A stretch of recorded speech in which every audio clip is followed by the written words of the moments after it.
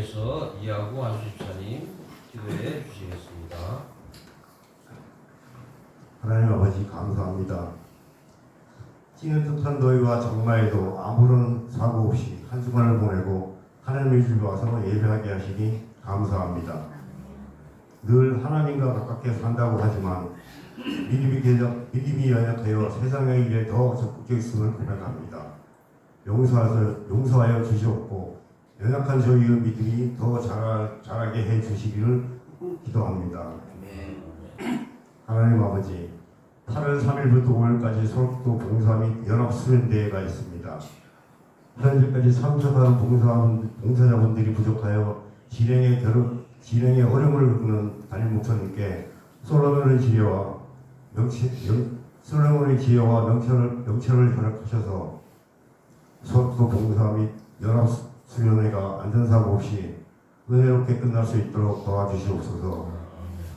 서울도 봉사 및 연합수련대회에 마지막까지 역사하셔서 부족한 것이 채워질 수 있도록 도와주시기를 기도드립니다. 아멘. 삼촌들도 몇몇이 참석하는데 아무 사고 없이 즐겁게 보내다오게 하옵소서. 아멘. 남아있는 삼촌들과 선생님께도 은혜를 주시기를 기도드립니다. 아멘. 여호와 치료하는 하나님, 주변에 아픈 분들이 많습니다. 아픈 자들에게 치유의 손길과 힘든 자들에게 위로와 소망을 주시옵소서. 담임 목사님과 부목사님, 협동 목사님께 성령의 충만함이 더하시고 말씀을 전하실 때 능력과 권세를 더하여 주시옵소서. 아멘. 저희의 삶이 예배로 이어지게 하시고 세상 속에서 하나님의 향기를 나타내는 사람을 살게 하시옵소서. 이 모든 말씀 우리 주 예수 그리스도의 이름으로 기도드립니다. 아멘. 오늘 주신 성경 말씀은 출애굽기 28장 1절 말씀입니다. 이영환 집사님 봉독해 주시겠습니다. 출애굽기 28장 1절. 너는 이스라엘 자손 중 네 형 아론과 그의 아들들 곧 아론과 아론의 아들들 나답과 아비후에와 엘르아살과 이다마를 그와 함께 내게로 나오게 하여 나를 섬기는 제사장 직분을 hành 하게 하되. 아멘. 오늘은 레위 사람 아론과 제사장이라는 제목을 가지고 담임 목사님 설교해 주시겠습니다.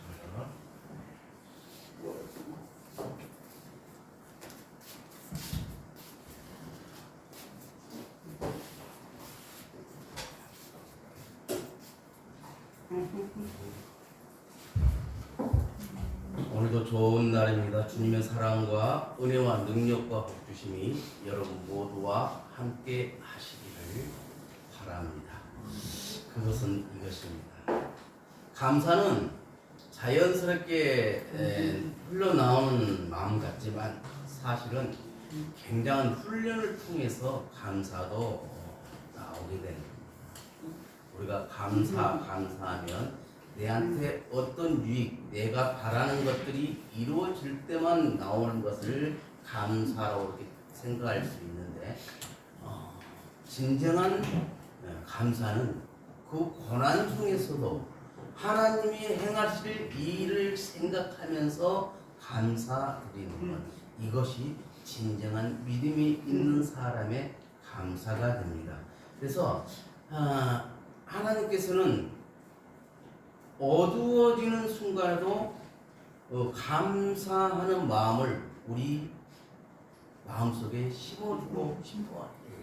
그래서 범사에 감사하라. 언제 어디서나 좋을 때나 슬플 때나 기쁠 때나 정말 힘들 때나 밝을 때나 어두울 때나 폭풍우가 몰아친다 할지라도 그 안에서 감사를 배우면 내 마음이 변하게 되는 것이죠. 환경이 나를 지배 못하고 감사로 나의 믿음은 더욱 단단해지고 삶을 해석하는 눈이 달라지게 되는 것입니다. 그래서 우리는 오늘 또 감사 훈련을 해야 하는 것입니다. 작은 것에도 감사할 줄 알고 하나님을 신뢰하는 감사를 고백해 볼 수 있으면 좋겠습니다. 입술로 고백하는 그만큼 하나님의 일하심을 우리는 볼 수 있을 것입니다. 하나님은 모세를 통하여 출애굽의 지도자로 삼고 모세의 형 아론을 선택하여 제사장으로 임명을 하는데요. 이스라엘 역사의 제1대 대제사장이 아론이고 40대 마지막 대제사장이 우리 예수 그리스도가 되십니다. 39번째 대제사장이 세례 요한입니다. 그래서 제사장 제도가 있기 전까지는 모세가 혼자 일을 다 감당했어요. 그래서 하나님께서 제사장 제도를 만들면서 모세와 아론의 이 사역이 나누어지게 되는 것이죠. 하나님은 초대 대제사장으로 아론을 임명하셨어요. 그래서 하나님을 섬기는 제사장 직분이 아론부터 시작되는 겁니다.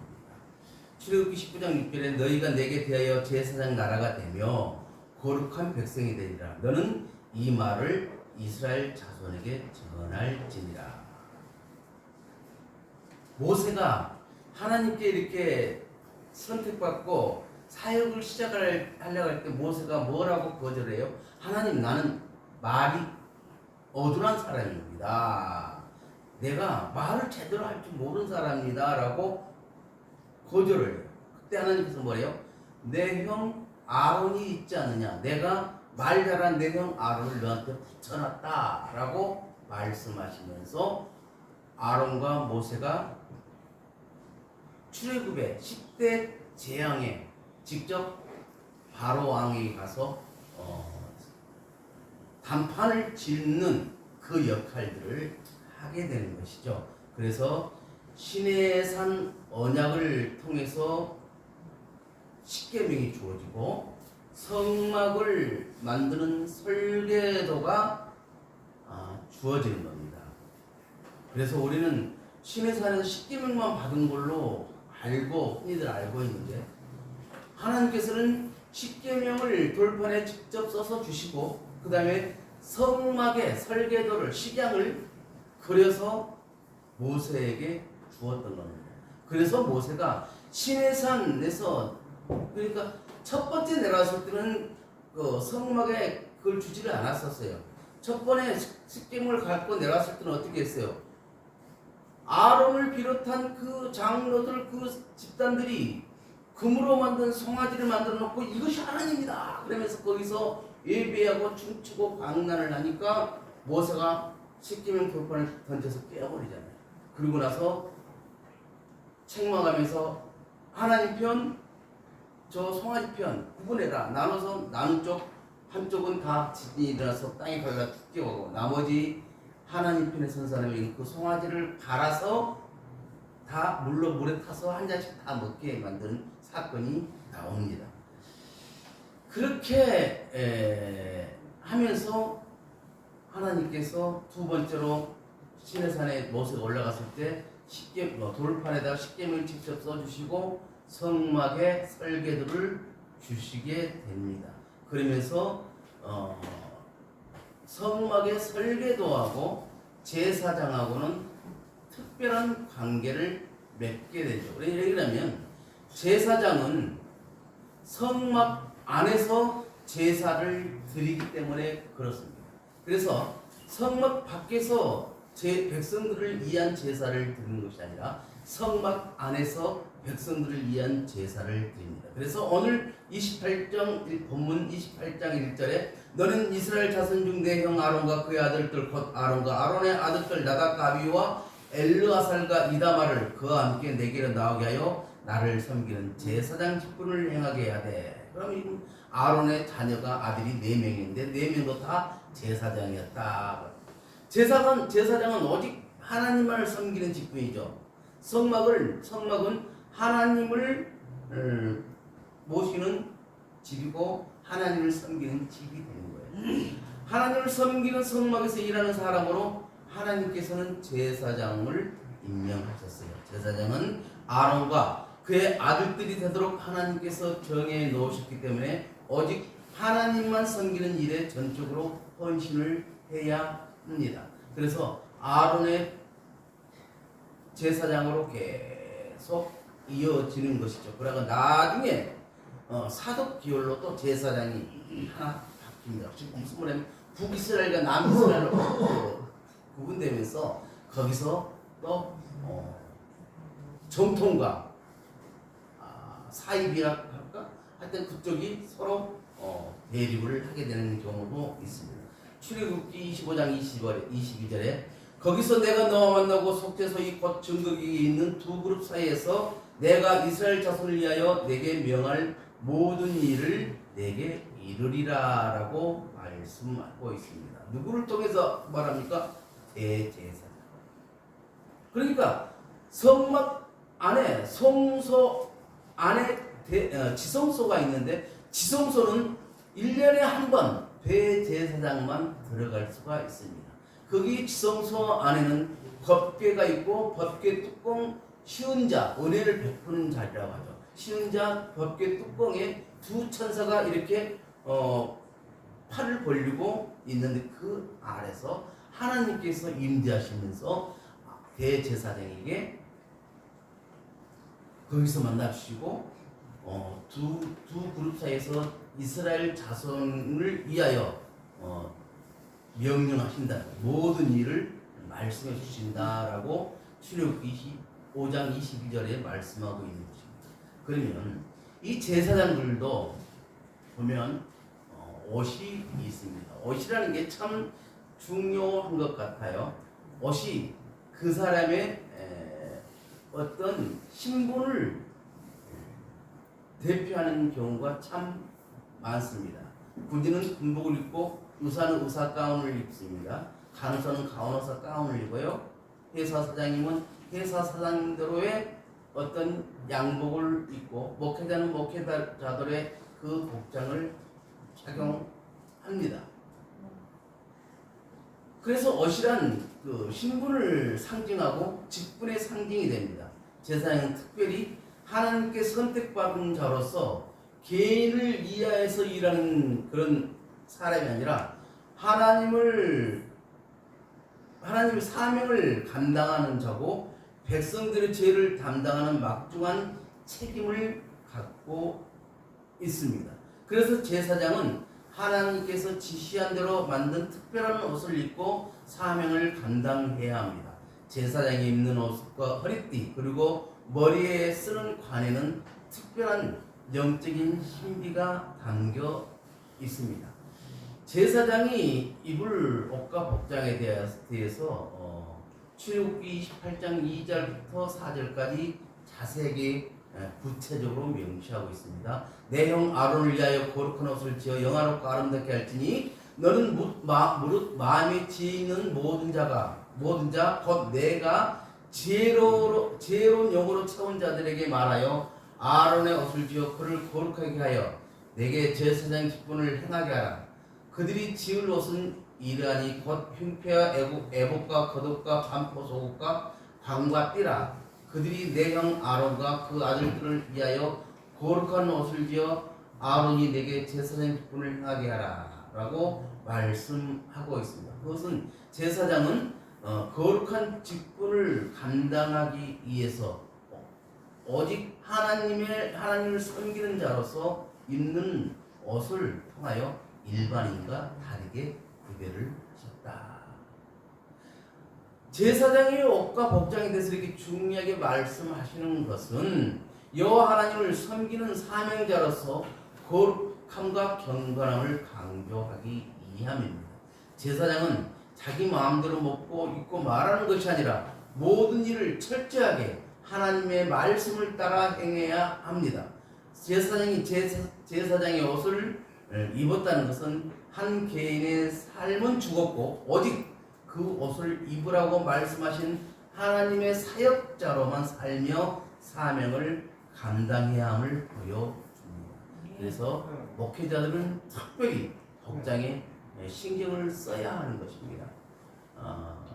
어디를 우리가 놀러를 간다 할지라도 차 안에 갈아입을 옷을 준비해 가지고 와서 예배 때는 양복을 입고 아니면 한복을 입고 그렇다고 해서 목회자가 양복 입고 한복만 입어라 그렇게 정해진 건 아니지만 관례에 따라서 양복을 입고 있기 때문에 양복으로 갈아입고 다시 예배가 끝나면 사복으로 갈아입고 행동을 해야 하는 게 맞습니다. 그래서 내 형 아론을 위하여 거룩한 옷을 지어 영화롭고 아름답게 할 테니 내게 제사장 직분을 행하게 하라 라고 이 말씀이 강조된 것입니다. 제사장은 지금 이 시대의 목회자를 말하고 있기 때문입니다. 그만큼 제사장은 하나님을 섬기는 직분자임을 강조합니다. 제사장의 옷은 거룩한 일을 하기 위하여 입은 옷으로서 영화롭고 아름답게 지어야 합니다. 영화롭고 아름답게 짓기 위해서 그 재료는 성막에서 사용하는 재료와 같은 것이 많습니다. 금, 청색, 자색, 홍색, 가늘게 꼼배실, 귀한 보석들이 사용됩니다. 제사장의 옷은 영화롭고 아름답게 만들어야 하는가? 그것은 그들이 하나님을 섬기는 성막이 거룩한 곳이기 때문에 제사장의 옷을 그렇게 만들어야 하는 것입니다. 몸도 의복도 마음도 항상 거룩함을 유지하며 하나님을 섬겨야 하는 것입니다. 그 시대에 하나님을 섬기는 것과 지금이 훨씬 뭡니까? 하나님을 대면하는 시대로 우리는 돌아와서 살고 있습니다. 그 전에는 하나님의 임재를 만날 수 있는 사람은 오직 대제사장밖에 없었어요.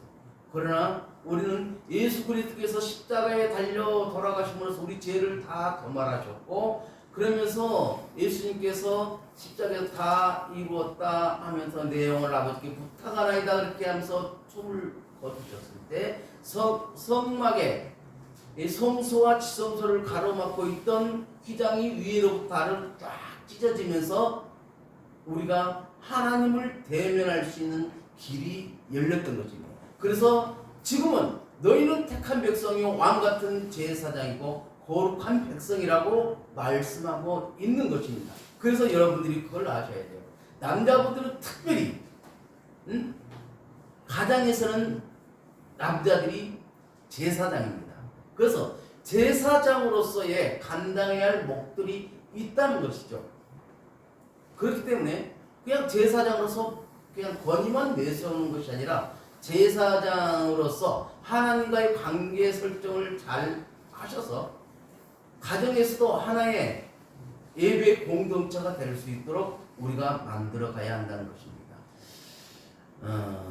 오늘날 교회에서 봉사하는 사람들은 그 봉사가 거룩한 이름을 알고 의복에도 크게 관심을 가져야 하는 거예요. 아무 옷이나 입고 나와서 하나님을 섬기면 안 됩니다. 오늘 아까 칼럼에서 잠깐 말했던 의복도 단정해야 하는 것이죠. 가장 구별되고 깨끗한 옷을 입고 주님을 섬겨야 합니다.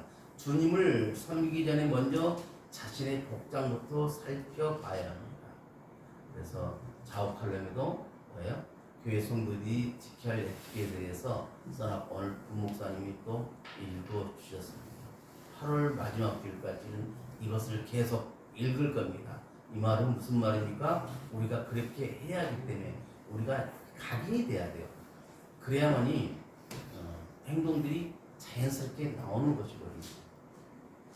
그러게 되면은 어느 집사님이 저에게 크게 지적하셨던지 어느 목사님이 저한테 크게 지적했던 것처럼 어떻게 교회에서 담배 냄새를 납니까? 라고 지적했을 때는 제가 너무나 얼굴이 뜨거웠습니다. 그래서 고민입니다. 저기 개인기도실 그쪽에다가 흡연실을 따로 마련해 놓을까 부목사님하고 한번 상의해서 그래서 거기 가서 하는 사람들은 자유롭게 하겠고 그래서 참 난감할 때가 많습니다. 저도 집사 때까지 담배를 피웠기 때문에 담배 피우는 것 갖고 크게 제가 질책을 하지는 않는데 근데 손님들이 와서 그렇게 할 때는 참 그렇잖아요. 그래서 그런 것은 우리가 조심해 주시면 되겠습니다. 에봇이라는 게 있어요. 출애굽기 39장 2절 5절 보니까 그는 또 금실과 정색 자색 홍색들과 가늘게 꼼 이것을 예수의 색깔이라고 저는 불렀어요. 그 이 실로 에봇을 만들었으되 금은 얇게 쳐서 어려서 실을 만들고 청색 자색 홍색 실과 가늘게 꼰 배실을 섞어서 정교하게 짜고 에봇에는 어깨 받침을 만들어 그 두 끝에 달아 서로 연결되게 하고 에봇 위에 에봇을 매는 띠를 에봇과 같은 모양으로 금실과 청색 자색 홍색 실과 가늘게 꼰 배실로 에봇에 붙여 짰으니 여호와께서 모세에 명하신 대로 하였더라. 이 제사장이 입는 옷을 에봇이라고 합니다. 그래서 그 에봇 위에 또 우리 조끼처럼 있는 것을 에봇 받침 겉옷이라고 그래요. 제사장이 업무를 감당할 때 반드시 에봇을 입어야만 합니다. 우리가 성찬식 할 때 성찬 가운을 입어야 하는 것처럼 대제사장이 또한 제사장이 죄인들이 제사장님 나 오늘 이런 죄를 졌는데 그러면 양을 가져오세요. 아니면 비둘기를 가져오세요. 소를 가져오세요. 염소를 가져오세요. 가져오면 제사장이 그 사람 머리에 안수하고 그 죄인은 그 짐승 머리에 안수를 합니다. 제사장이 죄사함의 기도를 하면 어떻게 해요? 그 죄인의 죄가 짐승의 엄기가 그걸 전가라고 그래요. 전가되고 나면 그 죄인이 직접 그 재물을 잡습니다. 그러면서 어떤 마음으로 내가 이렇게 죽어야 되는데 너가 대신 죽는 거야. 내가 죄인이기 때문에 이렇게 다 조각 떠서 죽어야 되는데 너희가 죽는 거야. 그러면 다시는 죄를 짓지 않으려고 노력을 하는 거예요. 그렇게 해서 그걸 잡고 고기는 고기 갈고리 끌어다 번제단 위에 올리고 골기 갈고리로 다 엮고 대야에다 피를 받아서 오면 에봇을 입은 제사장이 번제단 단 3일에다 피를 뿌리는 거거든요. 그러면 완전하게 그 사람의 죄가 사함받는다 그 말이에요. 우리가 지금은 그 대신 어떻게 돼요? 회개라는 걸 하잖아요. 그 시대는 회개가 없었어요. 회만 있었어. 내가 잘못했네. 잘못했구나. 그럼 어떻게 하지? 제사장한테 가자. 근데 우리는 회개를 잘못을 내가 알았으면 다시 돌아오는 것. 누구께? 하나님께 돌아오는 것이 회개예요. 그러니까 내가 믿음의 사람으로 있다가 나도 알게 모르게 죄를 지었다는 걸 깨달았어. 그래서 하나님 제가 이런 잘못을 저질렀으면 용서해 주옵소서 하면서 다시 주님을 찾고 주님께 돌아오는 것이 회개예요.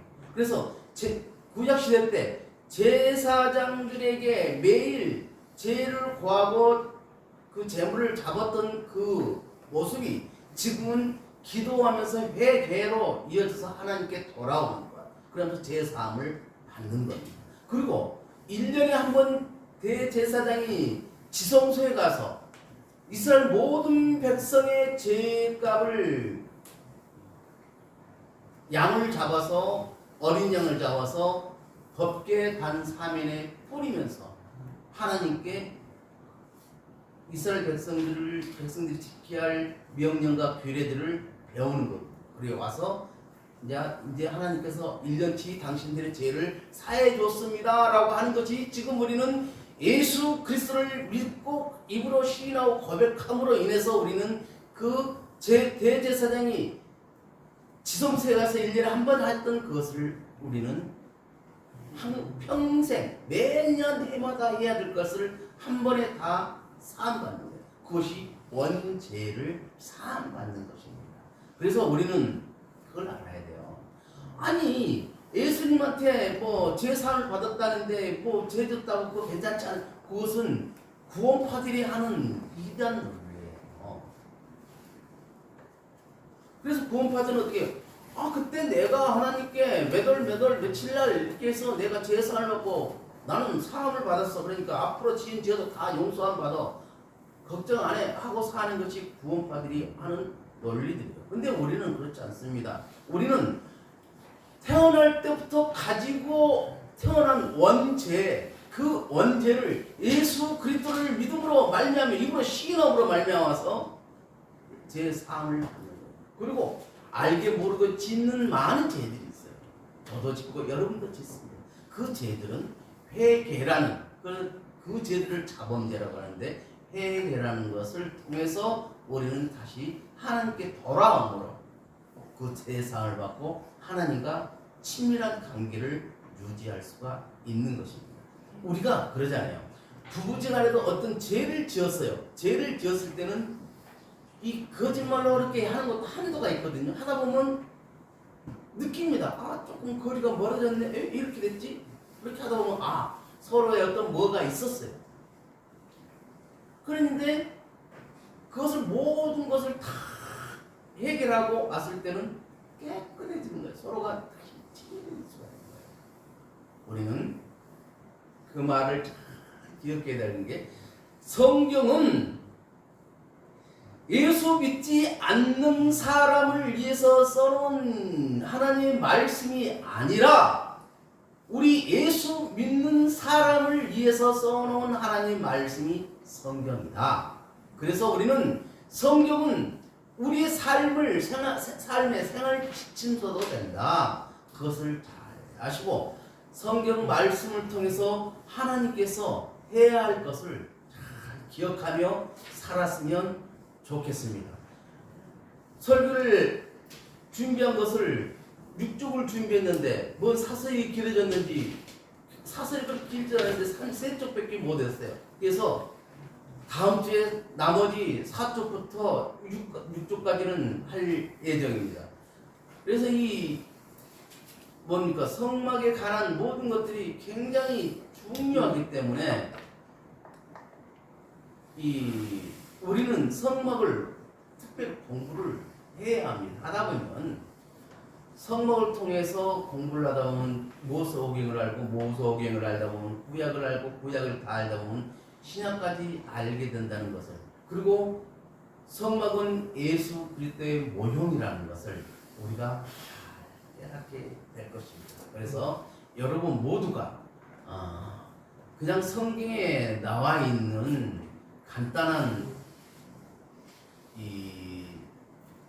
어떤 구절이 아니라 우리에게 너무나 중요한 것이기 때문에 기록해 놓은 것입니다.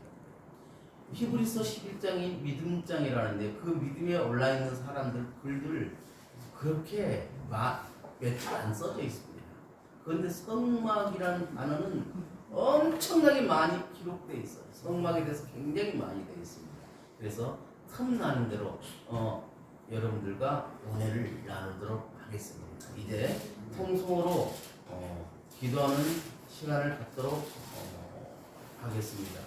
그래서 기도할 때 여러분 모두가 한마음 한뜻으로 기도하면서 기도할 것은 내 자신을 위해서라도 기도해주고, 특별히 우리 천금희 집사님 회복해서 교회에 나올 수 있도록 기도해 주기를 바랍니다. 주의 삼창하고 기도합니다. 주여! 주여! 주여! 사랑하는 우리 용서하신 하나님 감사합니다. 오늘 주님 십자가의 말씀 중에 하나님께서 사람을 죽이시고 살아오시는 분을 감사합니다. 아무것도 없는 저희를 하나님께서 삼으시고 용서하고 복음의 진리로 부르신 우리를 찬양합니다. 저희는 부족한 우리가 하지만 하나님께서 은혜로 베푸시고 사랑을 받고 주시는 그 은혜가 없어서 지금까지 받은 부르심을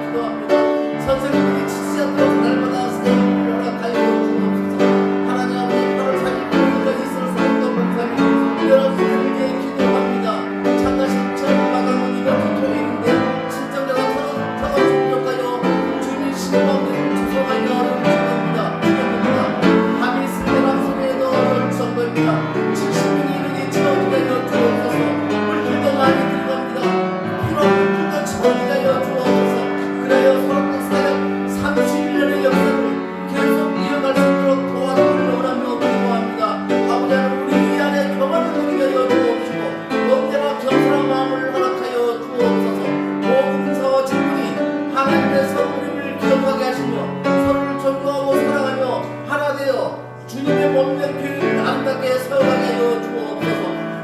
우리의 삶이 하나님께 드려지는 거룩한 삶대사가 되게 하여 주옵시고 거기에서 무엇을 하든지 하나님께 영광을 드리는 인생이 되게 하여 주옵소서. 부르신 그날부터 하나님